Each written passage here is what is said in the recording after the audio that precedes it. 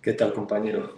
Querido Pablo, he tenido el gustazo de compartir hoy la mesa de análisis internacional del noticiero Sinsonte. Recién llegado estás de Cuba, tus entrevistas a Díaz-Canel han causado bastante movimiento, también desde el lado del rencor de una derecha que no soporta las medidas de solidaridad que hay por parte de cualquiera o todas nuestras izquierdas. Danos un primer panorama, Pablo, de lo que viste allí, de lo que viste tanto en la calle, en el pueblo, y de lo que viste cuando te entrevistaste con Díaz-Canel.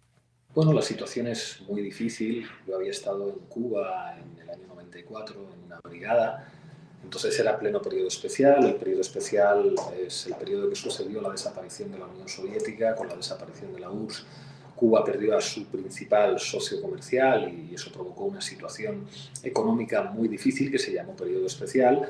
Y todo el mundo me ha dicho que la situación actual es incluso más difícil que el periodo especial, porque en el periodo especial por lo menos se podía comprar combustible.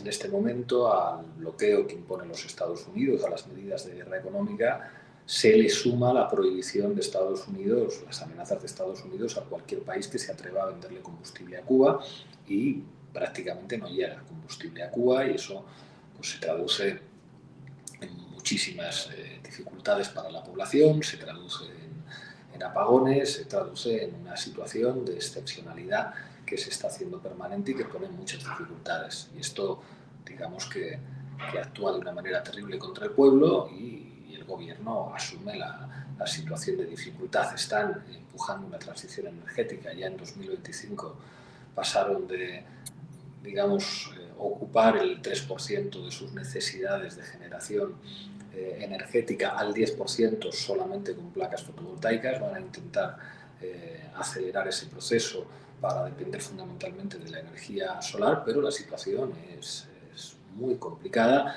Y en la entrevista con Díaz-Canel, con el presidente, pues vi a un gobernante firme al tiempo que preocupado, que contempla todos los escenarios. El escenario de una intervención militar de los Estados Unidos y también un escenario de negociación que ya ha comenzado, que me pudo confirmar que está en su fase preliminar con los Estados Unidos y bueno, creo que el hecho de que podamos intentar poner el foco en Cuba y en el sufrimiento de su pueblo es algo fundamental en estos momentos y estoy pues, muy orgulloso de que Canal Red, pues, participando con la Internacional Progresista, con toda la campaña de la flotilla y el convoy de ayuda humanitaria, hayamos podido contribuir a poner foco en Cuba, que se hable de Cuba, aunque las derechas mediáticas pretendan despellejarnos, como siempre. Claro, Pablo, me piden acá de la producción si puedes o subirle el volumen a tu transmisión o hablar tú un poquito. Ok, hablar un poco más alto a lo mejor. Ahí está, ahí está. No, que yo sé que tu estilo es ese más tranquilo, pero acá en YouTube nos están pidiendo si le puedes subir un poquitito. Oye, hablábamos hoy también, incluso cuando compartimos ahí unos muy ricos minutos de charla en el Sinsonte, de lo inevitable de un proceso de negociación que Cuba nunca ha negado y nunca ha boicoteado. Es más, Cuba ha tenido una paciencia histórica con la cantidad de agresiones que ha recibido por parte de los Estados Unidos, a las que nunca respondió ni en magnitud ni en tipo, desde ataques terroristas que ha sufrido la isla, intervenciones de orden militar como la invasión de Bahía de Cochinos. Cuando hablamos de negociar hoy con esa pistola en la cabeza, que fue la misma que amenazó y golpeó a Caracas el 3 de enero, ¿de qué podríamos estar hablando? ¿Qué dimensiones de espacio de negociación ves hoy con esta faceta del trumpismo y de esta faceta del imperio, Pablo? O sea, hay algo que es muy importante decir, y la gente de izquierdas lo tenemos que decir. No es verdad que las expresiones épicas de la política, el momento de la batalla, el momento del combate, el momento del derramamiento de sangre, los yanquis mordiendo el polvo en Bahía de Cochinos, el momento del AKM, sea el momento deseable en términos políticos.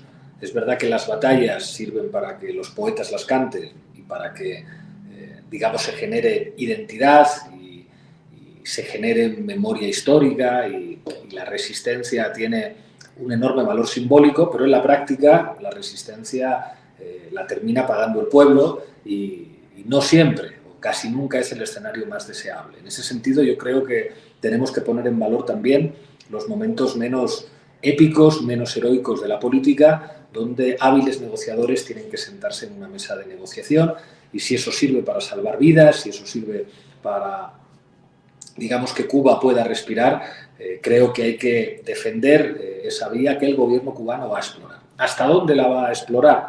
Bueno, o sea, yo creo que no van a permitir que se cuestione su sistema político y su manera de organizar soberanamente la política en la isla, pero creo que sí están dispuestos a hablar con Estados Unidos de que capitales estadounidenses puedan entrar en la isla. Y esto es así, en un contexto enormemente difícil como el que estamos. No hay que olvidar que cuando mandaba Raúl y mandaba Obama en los Estados Unidos, hubo un periodo de apertura y de negociaciones que generó mucha esperanza en la isla, que hizo que mejorara la economía, hizo que se construyeran muchas infraestructuras hoteleras. Los cubanos se preparan para todos los escenarios. El escenario del combate también, frente a una fuerza abrumadora como es la de los Estados Unidos, pero con una cultura política en la que, bueno, o sea, es como asumirán con todas las consecuencias ese escenario si se da. Pero yo creo, por lo que me dijo el presidente, ellos prefieren, lógicamente, el diálogo y el acuerdo, a pesar de que eso implique hacer concesiones. Y yo creo que tenemos que desear que pueda haber algún tipo de solución política que evite un derramamiento de sangre. Lo digo así de claro. Sí, claro. Vemos con mucha alarma el recrudecimiento de las condiciones hospitalarias en la isla, algunas situaciones donde incluso la falta de combustible hace muy difícil distribuir la ayuda humanitaria que llega.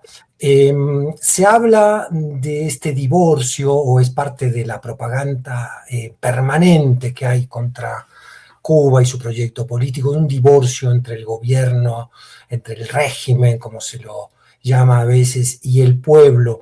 Pero hemos visto a Díaz-Canel acompañando el concierto de Silvio Rodríguez en la escalinata maravillosa de la Universidad de La Habana, lo hemos visto también dirigir la Marcha de las Antorchas, y esto nos habla de que no pareciera que hay un divorcio tan grande. Hay una historia de un pueblo que muchas veces ha mostrado que cuando no le gustan las cosas, las cambia, como la propia revolución del 59. ¿Qué percibiste en ese sentido entre la relación del pueblo, un pueblo al cual se lo quiere llevar a un recrudecimiento de su bronca con el gobierno? ¿Qué percibiste en ese sentido? O sea, yo creo que es lógico que un Estado que está en una situación de guerra permanente, de guerra económica, de bloqueo, asfixiado por las medidas que aplica, que son medidas terroristas que aplica Estados Unidos, prohibiendo que Cuba pueda comprar combustible, pues lógicamente eso genera descontento y es lógico que muchísimos sectores populares pues pidan cuentas a su gobierno. Eso es normal y eso no le puede sorprender a nadie, que en situaciones de dificultades puede haber sectores del país que no estén de acuerdo o que pidan cuentas al gobierno. Pero creo que se equivocan los que piensan que no existe en Cuba una mayoría social patriota y nacionalista que frente a las amenazas y a la posibilidad de una agresión de los Estados Unidos no vayan a cerrar filas como pueblo. Que esto es una cosa que creo que todo el mundo debería entender. Incluso sectores de la población que puedan ser críticos con el gobierno, si la pregunta básicamente es ¿los Estados Unidos van a atacar a Cuba, los Estados Unidos van a asfixiar a Cuba?, ahí yo tengo la impresión de que no va a haber dudas, más allá de pues, el desgaste que lógicamente pueda tener el gobierno, más allá de las críticas que pueda haber. Pero creo que la propaganda proestadounidense, la propaganda por Trump, que prácticamente ocupa todos los medios de comunicación y que tiene permanentemente micrófonos para hablar, no capta que existe un sentimiento patriota y nacionalista que está por encima de cualquier consideración. Esos cubanos que desde fuera de Cuba están diciendo a Trump ataque Cuba, creo que son muy minoritarios y que además reciben el rechazo de la mayor parte del pueblo cubano. Pablo, si me lo permites, una última pregunta, que es un lujo siempre escuchar tu opinión, conversar contigo. Se comenta, y creo que de manera legítima, hace tiempo, que la respuesta de solidaridad, sobre todo de aquellos gobiernos progresistas de Latinoamérica con Cuba, se ha quedado en la faceta humanitaria, que de alguna manera se han cumplido, se han sometido o han aceptado las condiciones del bloqueo energético de Trump con la amenaza de los aranceles a quien comercie o lleve petróleo a Cuba.